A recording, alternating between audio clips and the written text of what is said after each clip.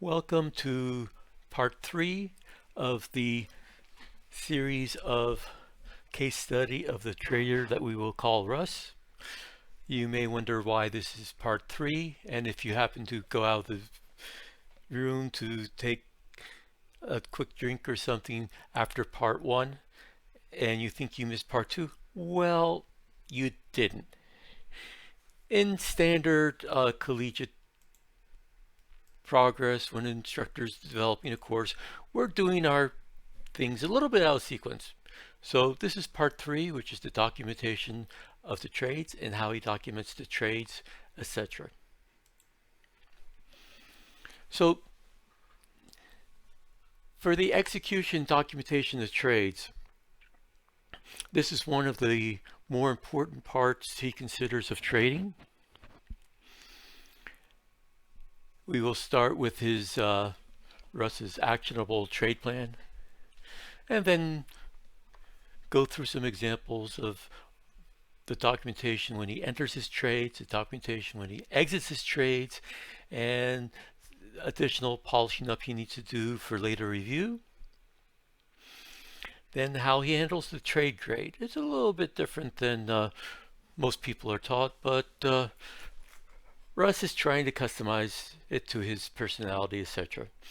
And then in the last section of this part, we'll go on to the trade review, things he's learned, and then how it affected his actual trade plan and his changes to the actual trade plan and why. Okay, so we went over the trade plan in detail during part 1 of this series, and this pretty much summarizes it as an actionable trade plan. It must be a liquid and trustworthy stock in the top 100 dollar volume stocks, no frequent gaps, no inverse or leveraged assets, no stocks which have long tails or a wide range on any given day. You want a stock that, since this is a swing trading person, he wants a stock where overnight he doesn't want to suddenly go way past his stop loss or something and end up with a 2 or 3 or 4 times maximum stop loss. We also went through the uptrend, what was considered an uptrend for his trade plan is that the previous day's close is above the 50 MA, as was covered before, and it's upward sloping. Then we went through the area of interest, and it must contain 20 or 50 MA. Now, one thing that you notice about his actual trade plan versus the Mary is, if you have the action inside the area of interest of 20, he's only requiring the 50 to be upward sloping, not the one that's actually in the area of interest. And that's probably a deviation from the original Mary trade plan. This is going off not the most recent version of the Mary trade plan, but the version that was done during the meetup years and years ago back in San Jose, like on the order of like 2015, 2016, something like that. Then his entry and exits are set to the boundaries of the areas of interest with no buffers or jumping the gun on inputs. And he sets the full target to be 1.1 return to risk to return ratio. We covered that before also. And he was using a $200 minimum, maximum stop loss, not minimum stop loss. And then after the trade is placed, he records the setup and he records it in the spreadsheet as part of his trade plan. So over here, and onto the documentation of the trades, there are several sections that I want to cover. What is done when entering the trade, both when you open the trade and then later when you close or exit the trade, what is done. And that's over here in the daily routine section. Then when it gets close to review time, there's some additional stuff that's done for preparation for the review. which is not only some changes as far as the documents themselves, but you also do your trade grade, and then you have the final review. I added these two things in here because there are a couple things I want to go over for the Mary setup when I get to looking at things a little bit later on. So let's get started with what the daily routine is. So in the daily routine, there are two sections to it. Some of it is done on a Word file and some of it is done on an Excel file. The Word file itself, this is an example of it from the trader who would be named Russ. That's obviously a totally fictitious name that we're using. So for each day, you go through your existing positions. If the position closes out, here you saw it hit the stop loss. You then take a screenshot of that position. You can see here there's comments about the position as far as all the entry things that are required, and also the something that was noticed while doing the trade, that there was an error when I entered the trade. I put those in whenever I notice it while doing the trade. And then you go through any new positions on that same day. And after you enter the actual trade, whether or not it actually hits that right then, you show the screen, which includes the profit and loss, etc. You put down comments as far as why you use that position sizing and why you use those prices. You have the lines here for later review, etc. And just continue on down. So for this particular day, there was one closed position and two new open positions. To help on the day-by-day basis, there's also another file over here, which I called daily routine. So in the section that's called theoretical positions, which is on the left, is as I go into every trade, I put in the symbol, the area of interest high, the area of interest low. Then from that, it via formula here, it calculates what the risk is by just subtracting the two. Then what the maximum number of shares is, which includes the fraction, I just round down. And for my own interest, I include what the position cost would be, because after entering the position, before saying okay, I do a rough check just to make sure the position cost is roughly what it should be at. Because if you make some silly error in the position, it frequently will be shown up in the position cost. And as long as the position cost is close to what it is, that's what your maximum risk is if you're going long. So the position cost is here more as a safety net. Then since you got the AO high, area of interest high and low, it can then also calculate what the gain is within the spreadsheet in this column. So here, the Excel spreadsheet's there mainly to help calculate what the position size is and help what the single target is. Remember, for this particular trader, he's going after a single target. This guy who's called Russ, we'll call Russ. So once you get up, so the prep for review is also done on a daily basis. And what is done here is it's just copying over the screenshots of when the trade opened and when the trade closed. And then on a weekly chart, after the trade closes, on the weekly chart, after about a month, what the actual position did after it was closed. And that is useful because if you have a runner or something that goes severely in your favor or severely against you, you'll see it in the third shot here, whereas the first and second shot are okay. Um, when you have these two charts, you can review them and say, like, okay, let's just go through them fairly quickly. So here it just stopped out fairly fast, as did Bank of America. This trade got rather frustrated, as you'll see in the summary near the end, as far as everything stopping out. There was like 5 straight stop outs at the beginning. These are chronological based upon when the position was entered, was placed into the computer, which may, the actual entry could have been the same day or a couple of days later. And gold is hot during this particular month, and it was a little bit, it ran for a little bit afterwards, but not that far. If you kept on going, it didn't go too much further.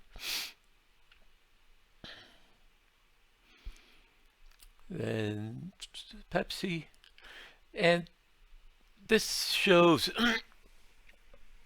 the reason for the before and after. So if you'd been selling, let's say, a credit spread, this would have been a great position. It went on for several weeks without actually hitting the stop. So if you had actually sold the credit spread, you actually would have had a profitable trade. So what Russ is doing is he's keeping track of these as a learning experience in order to go through and have samples of, possible changes to his trading styles when he transitions over to options, as far as credit spreads versus debit spreads, etc. And this is now Walmart. Stop that right away. So the other thing that's nice about this is you can see on the weekly chart, although it hit target 1, it came out and would have stopped out fairly quickly afterwards if you didn't exit the full position at target 1. Just trying to get a feel for what the characteristics of the trades are. Like I've said before, this trader was basing upon his trading style upon what was presented during a meetup in San Jose by the instructor, and things have evolved some since then, and as such you'll see that in the action trading plan modifications. And I mean, this is another good example. Like, should I actually be doing credit spreads, for like just a couple weeks or something? Then this would have been a winning trade, or profitable trade, I should say. And then, yeah, another stop out, etc. See here again, when I entered the trade, I knew I was violating the rules of Mary. And although I violated the rules of Mary, I documented that I was doing a no-no. But I was justifying to myself, it's like, it's only 1 cent out of the area of interest, that type of stuff for the 50-day moving average. Admitting you're wrong is an important step within trading, I think. And that's what you need to be honest yourself if you want to make progress. So here's diamonds. I mean, here's another example. It just bruised inside the area of interest for a long time. So while he was doing these trades, he was thinking, oh man, maybe I should just be doing credit spreads. And here's Coke. And I'll just Here's an example where the trade was placed before it actually hit, but it was so close. It's like, okay, let's put it in and let it ride and see if it hits or not. And it hit the next day. Out of the 27 or so trades, uh, there was one which never filled. So that's the trading review. But let's go on to the oh well. Let's go on to the trade grade. So this is how the trader who shall be called Russ did his trade grade. Along the left, these were the categories he picked as far as what the parameters were. And when he didn't follow the parameters, he explained why below. He used one for I followed everything, which is a little bit inconvenient, but it's better than using a zero. And then just numbered what the violation was and what it had. So I showed you the spreadsheet early on. Early on, early on the spreadsheet had an error in it where instead of calculating a 1.1 risk to return reward to risk ratio, it returned a 1-to-1, and because of that, all the trades up till I discovered my error and fixed it were in an error. And as you go along, you can see what the violations are. A lot of them are sort of picky, like 9, 10, 11. They're only off by a share. For 11, he was being 13ophobic. I forget what the term is for that. And like on 12, he sort of lucked out that the position size was supposed to be 93 shares, although he never changed it within the. He thinks what happened was he didn't actually update it in the when he was placing the trade, and it's close enough that the position size wasn't substantially different. I mean, he's looking at, okay, is it 8K or is it 5K or is it 10K or something like that, rather than checking exactly what it is in the other spreadsheet.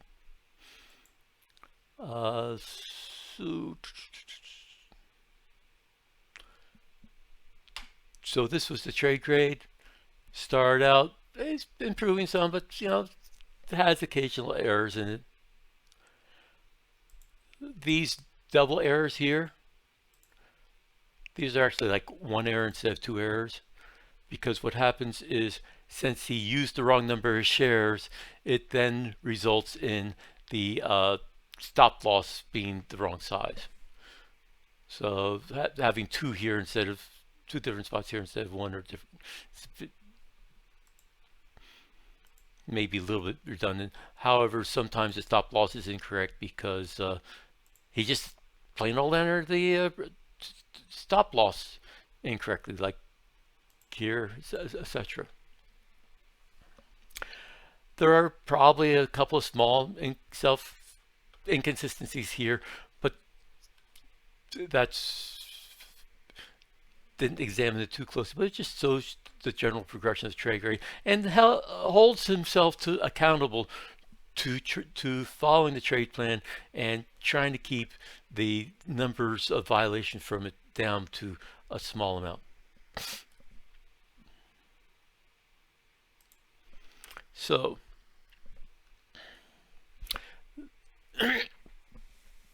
before going down and doing the review, I just have one comment that I want to make related to these two things here. So the trader, which we'll call Russ, this is not his first trading class, and he's had a lot of experience in previous trading classes. And what he actually likes is catching a trade just when it's barely turned, which in the O Academy would be it's within a higher time frame, uh, demand or support region, and the trend is turning. Then after the trend is turned, and you've got confirmation that the trend's turned on your medium time frame, you can enter the trade. So even though the real rules for Mary are multiple here for longer and longer time frames, he's still a little bit hesitant as far as going through and using the higher time frames yet, but he is keeping track of them, which we'll cover in just a second. But just a little chart down here, taken out of an Excel spreadsheet. What I'm trying to do is like example 2F is a little bit of a stretch as far as I'm concerned. It doesn't feel like it's really adding that much to what's going on. So a trading year, let's call it 200 days. So what you're saying is a trading year over 200 days has to be lower than a trading year over the last 9 months. So all you're doing, if you look at this from using a simple moving average, all that you're saying for 2F is the average price 3 months ago has to be lower than the average price over the last 9 months. And it doesn't really feel like that should make much difference. But keeping stats to find out whether or not it does. So the actual review is more, come on, you can do it. It's more like here. So in the review, goes through all the trades during the period, lines up the symbols the same, looks at the entry and exit date, and takes the entry price and what the stop market price was for when he entered the trade, what was entered as far as the entry target, the number of shares that were used, and then calculating based upon these what the maximum stop loss was, and comparing maximum stop loss compared to what you'd say. I mean, things like this jump out, and that helps identify that oh, my share price was much different than what it's supposed to be. It was supposed to be 80 here, and it was 140 here. Now, if you go back, I had noted that on the actual, let's see, Coke.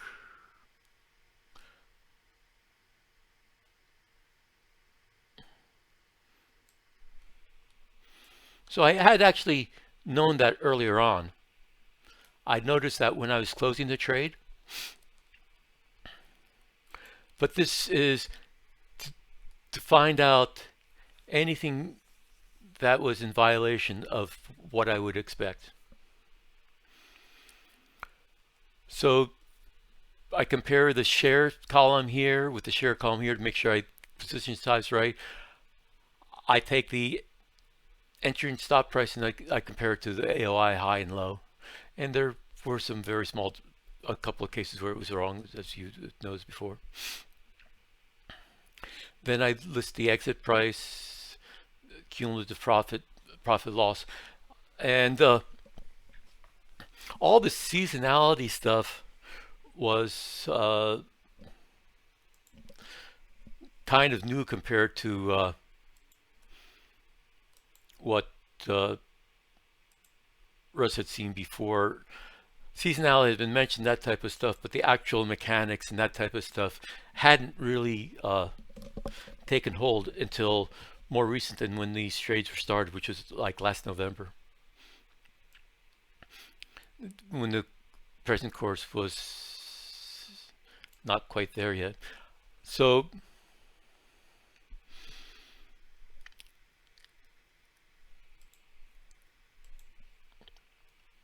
all these things here, as far as under best case, added columns for what those are, night before entry, you know, doing a post-mortem to find whether or not um, having those true or not made a difference. The price being higher than the 50 MA is a requirement in order to enter the trade, and that was followed all the time. But the rest of these rules, um, as far as the 150, 20 being above the 50s, etc., were sort of new, that we're not that explicit yet. When this original trade plan was started, and then all the seasonality stuff is like, oh, let's see whether the seasonality, whether screening based upon seasonality would have improved the overall record. One other thing I'd like to point out is if you look at the cumulative profit and loss, let me highlight it. I hadn't done that earlier.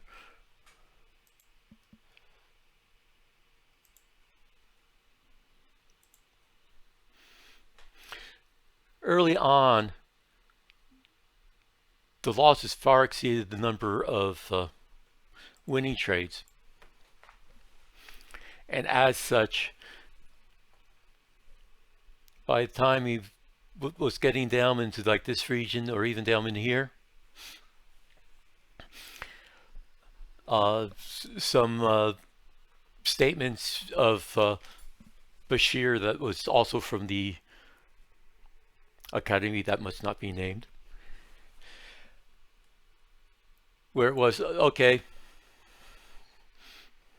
you can only have a trading strategy if you're consistent. A trading strategy, your worst case is that you're modestly 50-50 plus or minus, because if you're consistently profitable, keep with it. If you're consistently not profitable, which he felt like back then, all you do is you, instead of going long, you go short and you reverse the strategy. But this shows the importance of getting enough trades. This is 27 trades, 26 of which filled, and this was the it did turn out properly at the tail end, but only at the tail end. So let's go through and do some filtering that was done. Okay, so let's only want the 150 that's greater than the 50.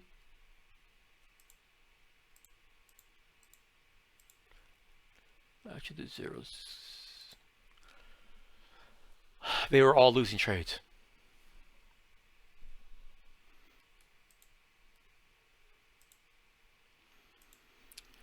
Okay, let's just look at call it 50. It's like 14 versus 13 per, let's see, 3, 6, 7, 8, 9, 10, 13 losing trades, 4, 7, 8, 9,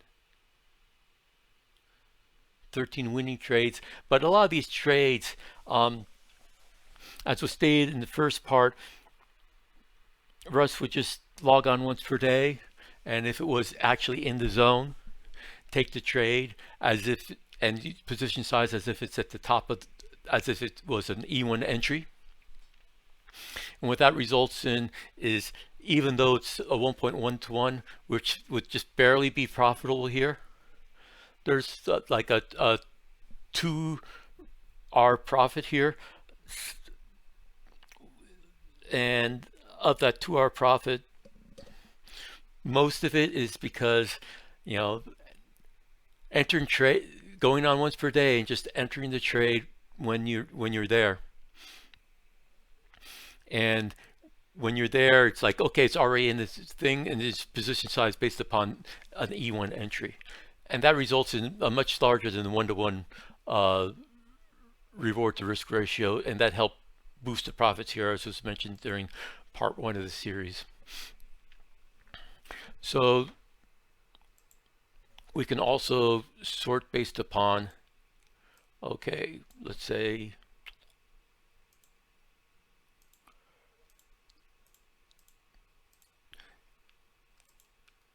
the 20 above the price above the 20 in addition to the price being above the 50. If I had filtered on that, I'd have been doing fairly poorly. It's a very, all these samples are obviously with way too few trades, but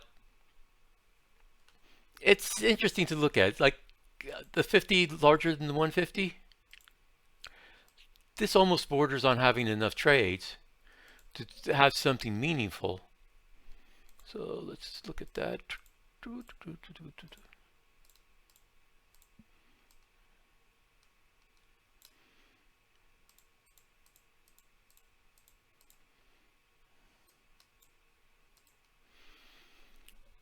Okay.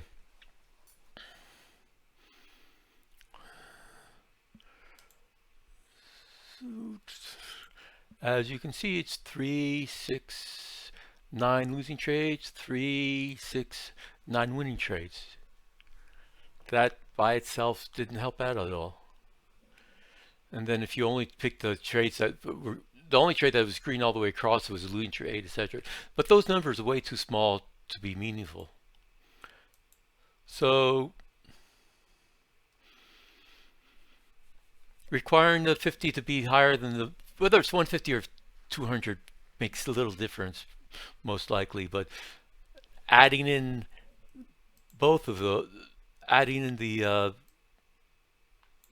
this is the longer term trade, results in almost no difference.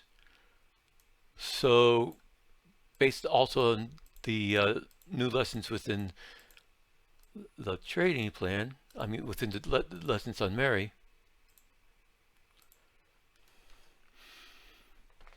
went through and looked at the win percentage over 20 years.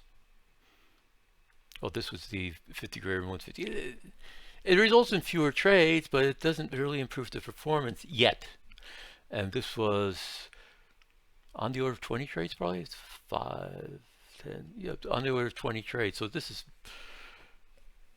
probably statistically significant, but not, there's not a big enough delta in the final results to really call it that significant. 3, 5, 6, 7, 8, 9, 3, 6. Yeah, it's 9 versus 9. So that's 18 trades, but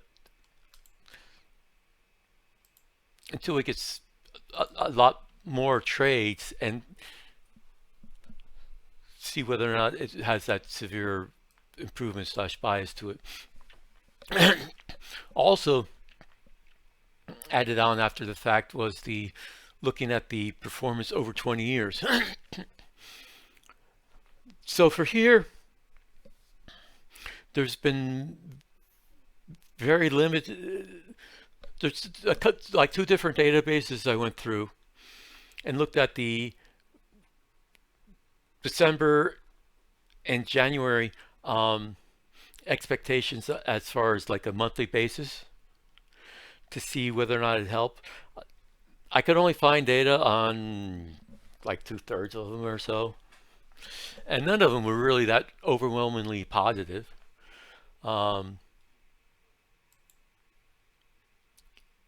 If you say that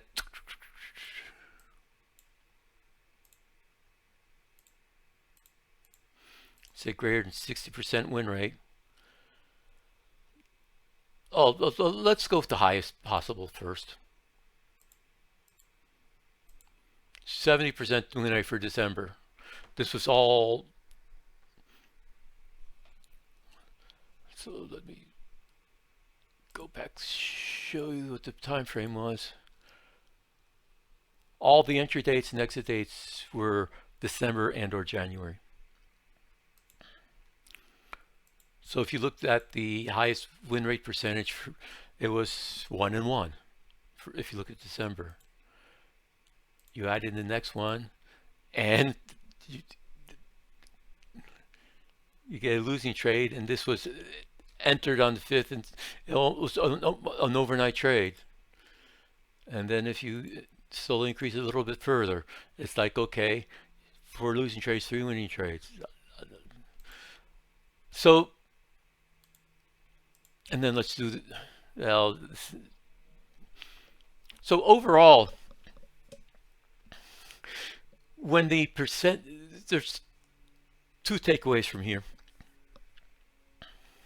One is I need to get a database where I can fill in a higher percentage of the trades as far as what the win rate is over 20 years or 10 years or 15 years, something like that. And then the other thing is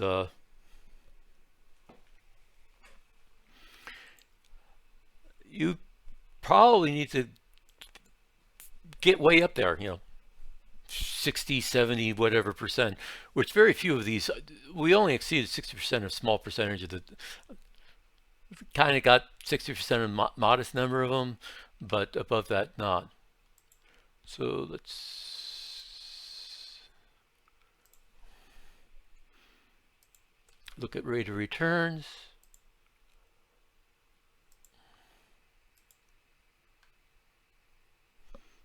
That was not correct as far as rate of returns, I'll tell you that.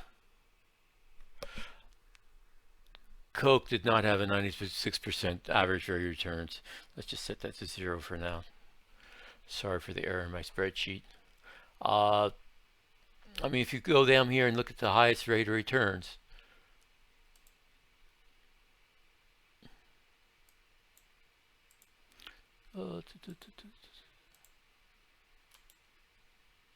yeah. Because I merged this to get the over 20 years, it's sort of a little bit funny as far as doing the filtering stuff. So you want to do the filtering stuff. It is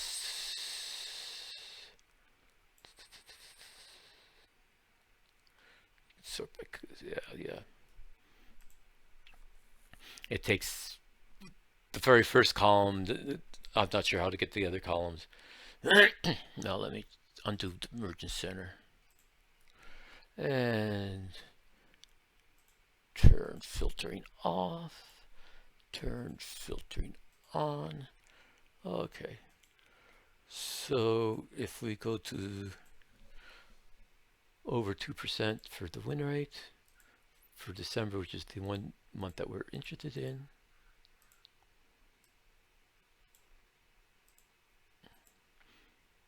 and look at the rate of returns, you have 5 winners and 5 losers. Almost exactly 50-50.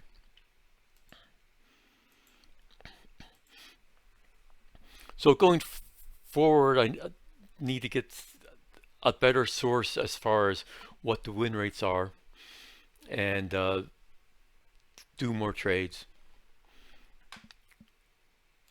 So based on all of that, there was an update to the trade plan, which I'll go over next.